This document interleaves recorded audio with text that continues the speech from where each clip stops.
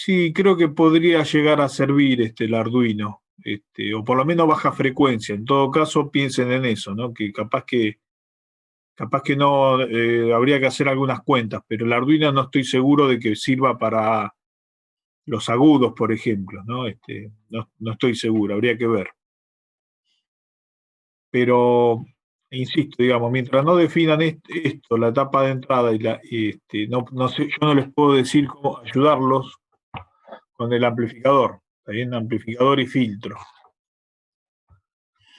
Así que bueno, una cosita, ya solo queda entre 3 y 4 clases, nos quedan, ¿eh? Para que hagan este informe. Así que tienen que meterle patas, ¿sí? ¿Cómo lo ven? El informe y el proyecto, ¿no? ¿Cómo lo ven?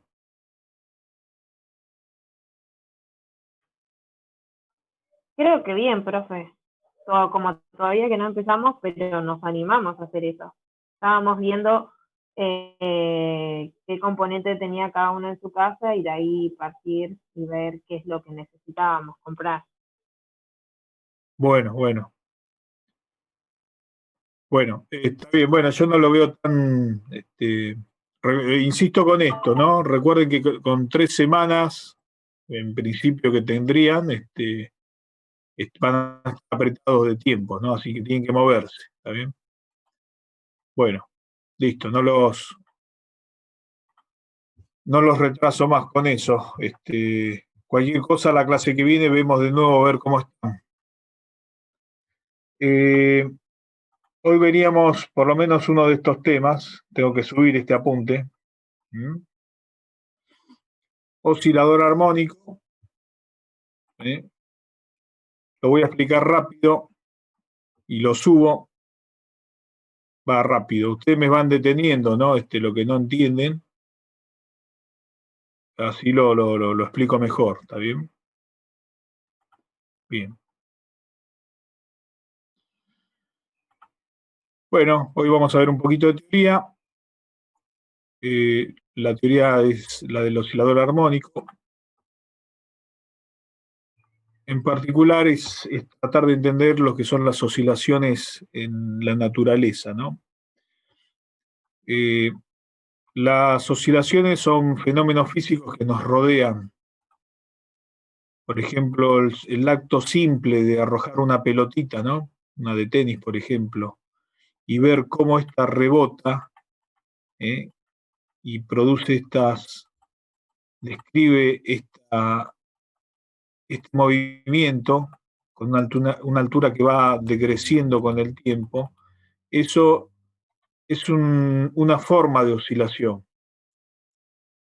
Otra, otra forma de oscilación es, por ejemplo, los edificios enormes. Cuando el viento los atraviesa, el viento es capaz de moverlos, aunque sea a distancias pequeñas, pero fíjense que, por ejemplo, esto lo saqué de la internet, ¿no? Aparentemente uno de estos edificios se desvía 125 centímetros, lo cual 1 metro y pico es una distancia bastante apreciable, ¿no? Bueno, que por lo menos puede producir mareos. Eh, la cuestión es que el edificio o la pelotita poseen energía almacenada. En el caso de la pelotita será energía potencial gravitatoria, ¿no? Se transforma en energía cinética cuando va cayendo. Finalmente pierde toda su energía gravitatoria y queda toda como energía cinética. Luego la pelotita, cuando toca el piso, la pelotita se va a deformar, ¿sí? Eh, Convirtiendo parte de esa energía cinética en calor, se va a perder como calor parte, y parte se transforma en energía elástica. Esa energía elástica luego hace esa deformación, hace que la pelotita se mueva, cambie de su sentido de movimiento, y si tiene suficiente energía va a hacer lo que se conoce como un rebote, ¿no? Y se va a empezar a mover en sentido hacia arriba. Va a transformar esa energía cinética ahora en energía gravitatoria hasta que llega a un máximo, donde ya no tiene energía cinética, todo se transformó en energía gravitatoria, potencial gravitatoria, y ahí comienza de nuevo este ciclo, ¿no? Vuelve a caer, vuelve a ver esas transformaciones de energía, ¿bien? Se deforma, vuelve vuelve a comenzar todo de nuevo. En el caso del edificio, el viento lo que hace es desviar la torre del edificio, desviarlo una cierta distancia. Y entonces ahí hay almacenada energía potencial elástica, como si fuese un resorte, un elástico. Cuando el viento ya no lo azote o ceda, esa energía elástica va a hacer que el edificio se mueva. Vamos a suponer que este fuera el edificio, torcido hacia la derecha. Cuando el viento cede, el edificio, por la energía potencial elástica que tira tira hacia la izquierda, ¿no? Ahí. Lo que va a suceder es que el edificio va a empezar a convertir esa energía, transformarla en energía cinética, y el edificio se va a mover. Primero va a pasar por el centro, y luego, donde tenemos máxima energía cinética y cero energía elástica, y luego empieza por la inercia, ¿no? Sigue de largo y empieza a acumular energía elástica, perdiendo energía cinética, hasta que llega al otro extremo. Una vez en el otro extremo, lo que va a pasar es que se invierte la cuestión, ¿no? O sea, ahora vamos a tener energía, energía elástica acumulada, y el edificio va a empezar a moverse en el otro sentido, hacia la derecha, ¿sí? Y se va a repetir este proceso, ¿sí? Ahí, una cosa así.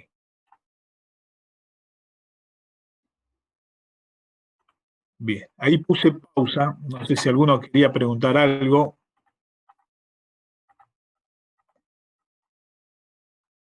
No, profe, se entiende. Bueno, bien. Sigo. A ver, alguien dice algo en el chat. Bien. Lo que sucede en estos sistemas físicos es que existe la posibilidad de transformar un tipo de energía en otro tipo de energía, por ejemplo, potencial gravitatoria en cinética, o al revés, cinética en potencial gravitatoria, o elástica en cinética. La cuestión es que estos sistemas donde hay transferencia de energía de un tipo a otro, permiten este tipo de situaciones que se conocen como oscilaciones o movimiento oscilatorio armónico, ¿sí? Que es el caso que vamos a estudiar ahora, ¿no? Pongo pausa. Esto se estudia normalmente en física, pero bueno, aparece en el programa, entonces como no es nada del otro mundo, lo agregué. ¿Está bien? Lo voy a repasar rápido, perdón. Por ahí ya lo vieron. ¿Eh? ¿Puede ser?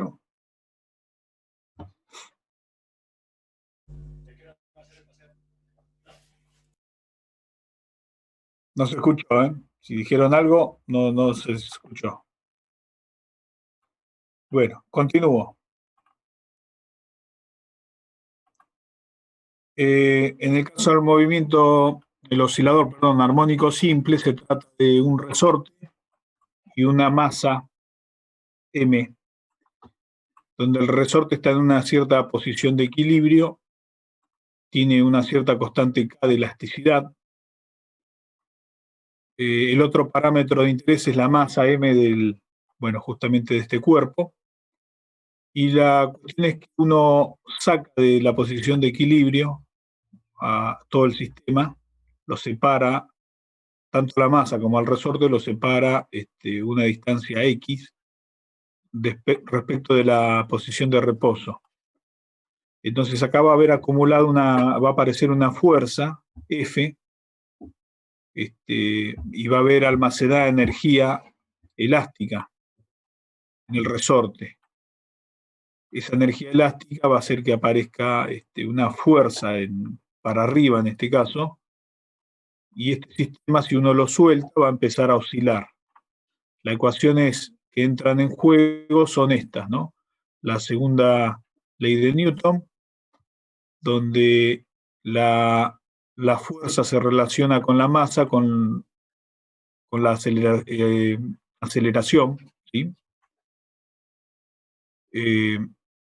Luego tenemos la ley de Hooke de los resortes, donde en esencia la fuerza experimentada es proporcional a la distancia esta que uno estira el resorte o comprime el resorte, ¿sí?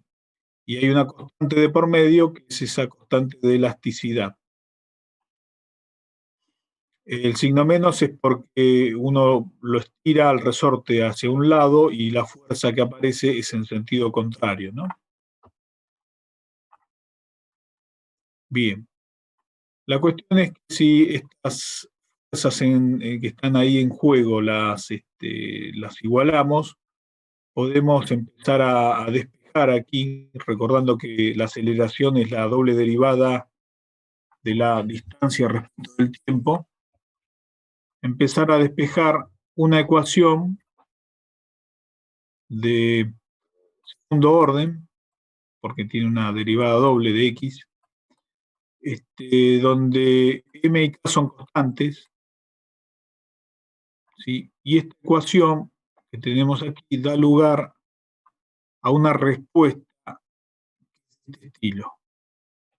La respuesta, que sería en este caso x, por ejemplo, sería senoidal o cosenoidal, quizás con un cierto ángulo inicial. Habría un omega cero involucrado, ¿sí? O sea, una velocidad angular de oscilación natural del sistema, ¿sí? Ahí puse pausa. Alguno comente si quiere, pregunten algo, no sé, sobre las ecuaciones, no sé, lo que fuere. ¿Mm? No me dijeron si ya lo vieron, porque si ya lo vieron, listo, lo cuento rápido y seguimos. Profe, yo eso lo vi el año pasado, pero no sé si los chicos se acuerdan o no. ¿Dónde lo viste, Estela? Recordame así yo también. En física 1.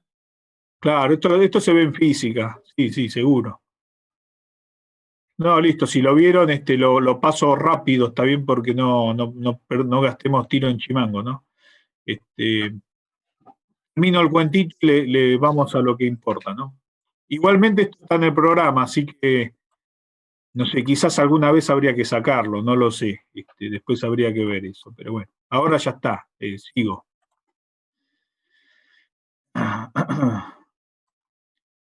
Bueno, para ver si esta función de oscilación es válida para esta ecuación que le da origen, lo que tenemos que hacer es x y su doble derivada, reemplazarlas aquí, en la ecuación 3. Entonces, derivo dos veces, esta ecuación 4 la derivo dos veces para obtener la doble derivada, que sería la aceleración. Y me queda esto que está acá, a la derecha. Luego, si reemplazamos m por la doble derivada, que sería esto que está acá, ¿no? Y x, la parte derecha, la reemplazo acá, perdón, aquí, por k. Fíjense que yo ya marqué acá con tono celeste todo lo que es común, x0 y el coseno. Quiere decir que yo podría sacar factor común x0 y coseno y me quedarían acá, ¿ven? El corchete que tengo a la derecha. Luego entonces me queda menos m omega 0 cuadrado más k, todo multiplicado por x0 y el coseno. Como esto está igualado a 0, es fácil pasar el corchete, pasarlo al otro lado, ¿no? Eliminándolo. Y me quedaría que menos m omega 0 más k es igual a 0, resultando en que el omega 0 de oscilación depende de las constantes de este sistema, es decir, depende de K y depende de la masa. En particular, depende de la raíz cuadrada de estas dos. Es decir, normalmente en los sistemas la velocidad angular, la respuesta depende de las características del sistema. Esa sería una de las conclusiones. Ahí puse pausa. Si alguno quiere acotar algo, hágalo. Si no, continúo.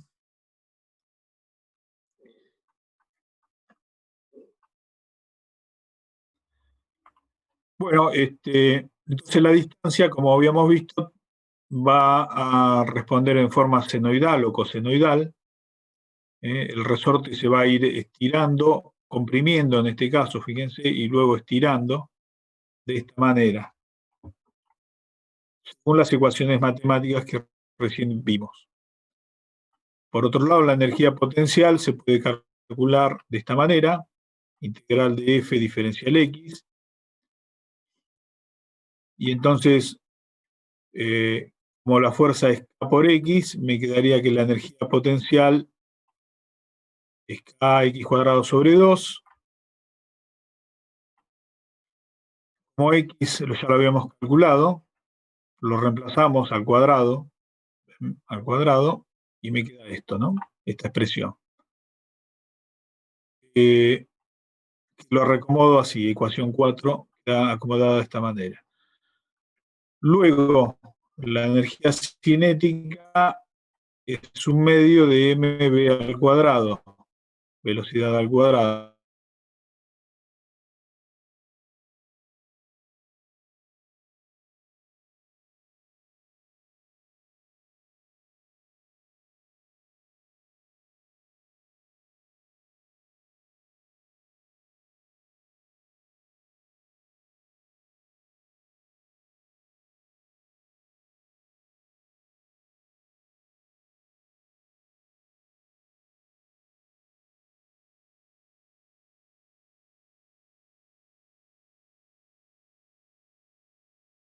Lo reemplazamos acá.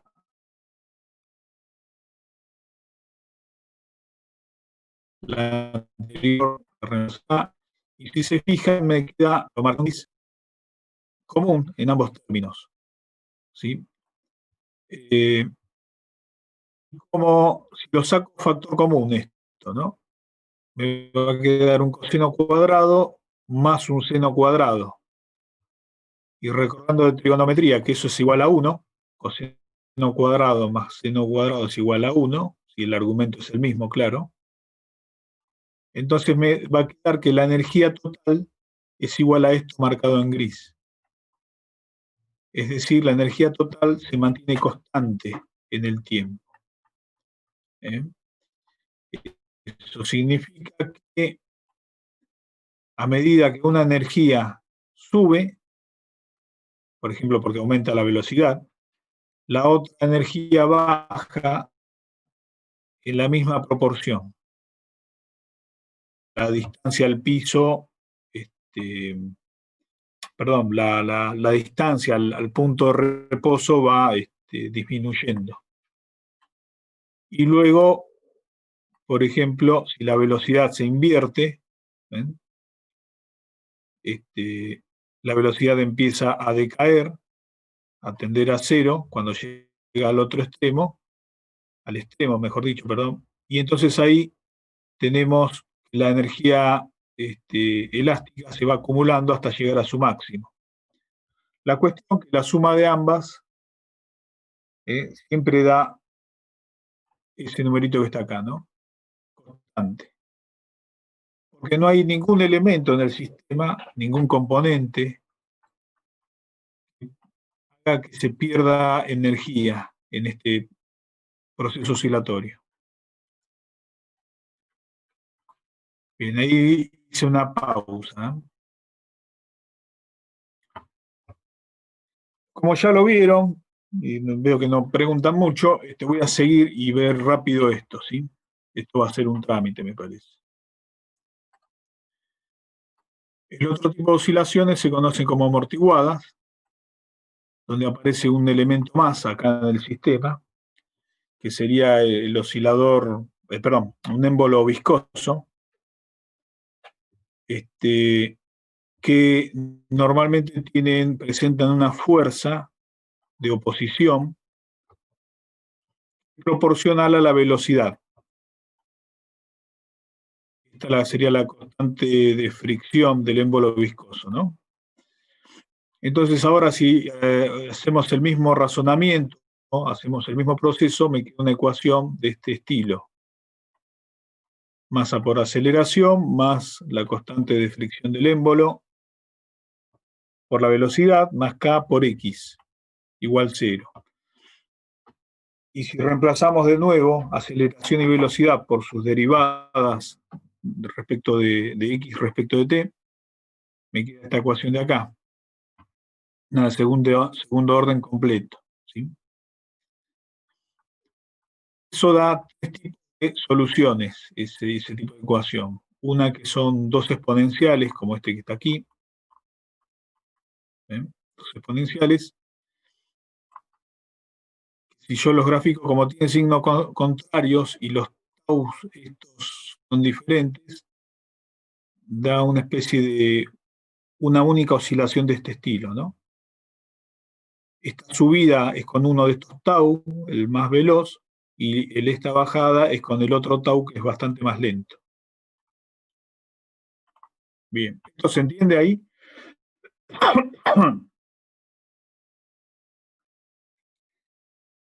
Acá habría que explicar un montón de cosas más, porque esto después se aplica en electrónica, aviso, pero y normalmente uno lo resuelve por Laplace, por transformada a Laplace, pero yo alguna vez quise meter un poquito, pero me iba mucho de tema, ¿está bien?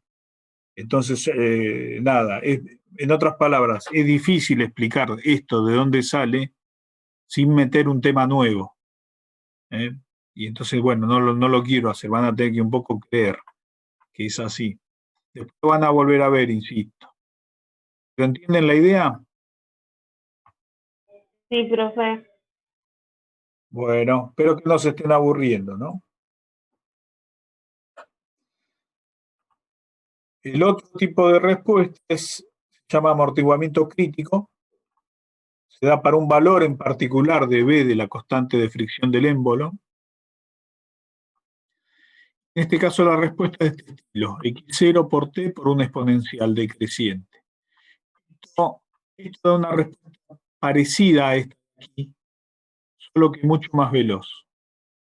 ¿Está bien? Y normalmente, bueno, no se utiliza demasiado, que yo sepa por lo menos. La última respuesta, la tercera, es el subamortiguada, donde aparte del exponencial tenemos una oscilación, un coseno. En este caso la fricción del émbolo es pequeña y entonces permite que haya oscilaciones como había antes. Lo único que estas oscilaciones van a ir disminuyendo en amplitud con el tiempo. Va a ir disminuyendo más rápido cuanto mayor es la constante del émbolo, B, de fricción. Entonces, este sería el tercer tipo y es muy estudiado porque a veces para bien y otras veces para mal, esto aparece en la respuesta de los sistemas, ¿sí? En electrónica aparece muchísimo. Bien. ¿Preguntas? ¿Dudas?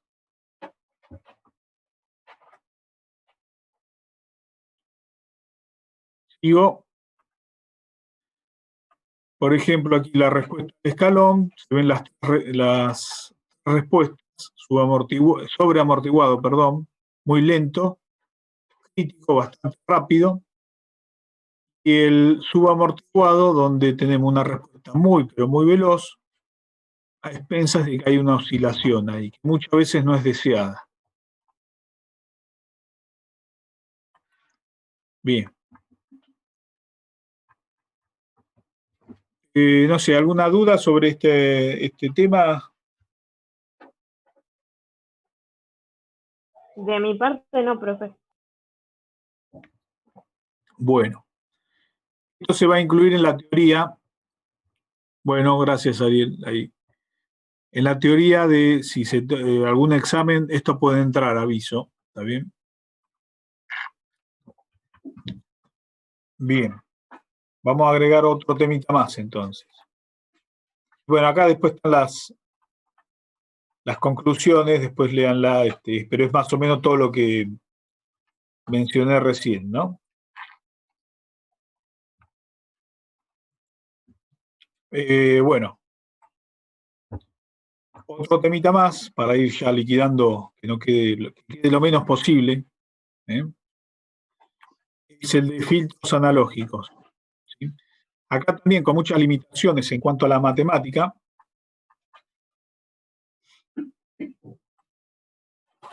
Trato de explicar este tema, ¿no? Un segundo.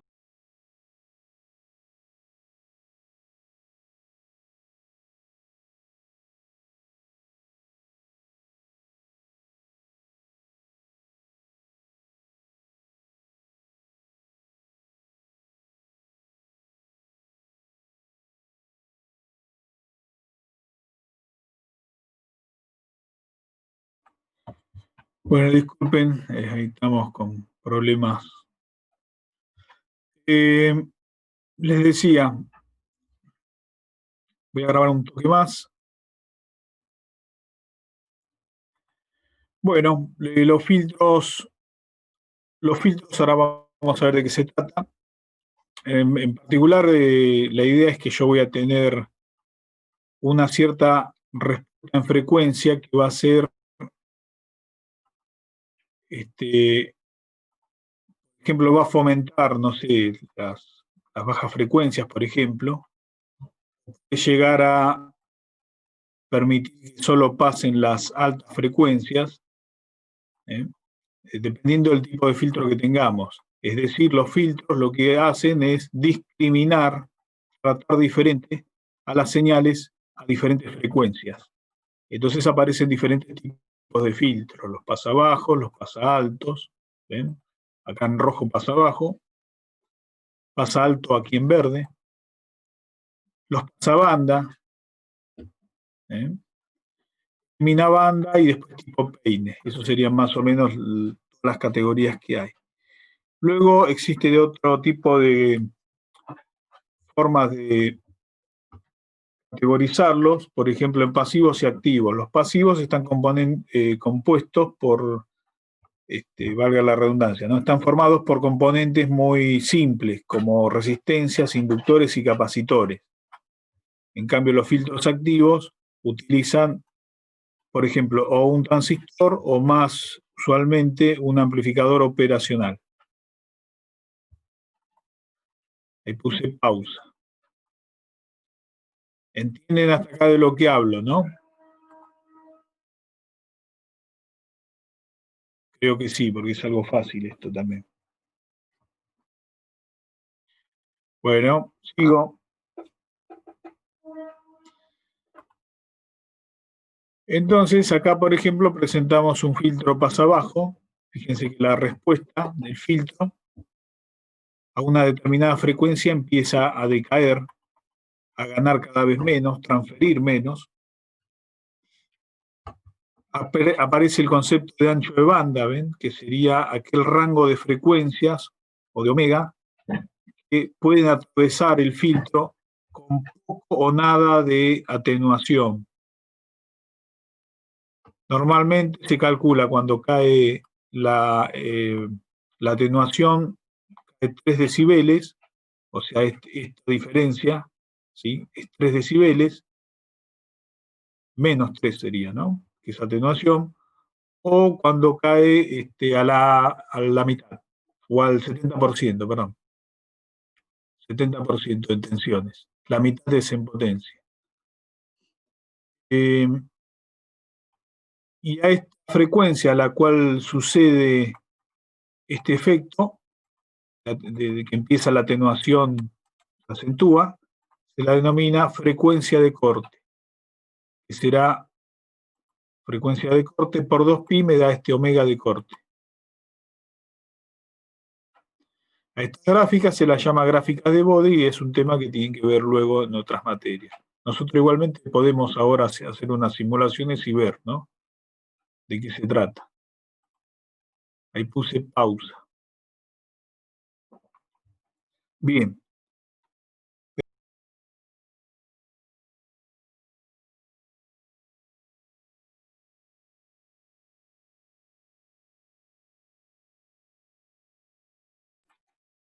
Bueno, bien.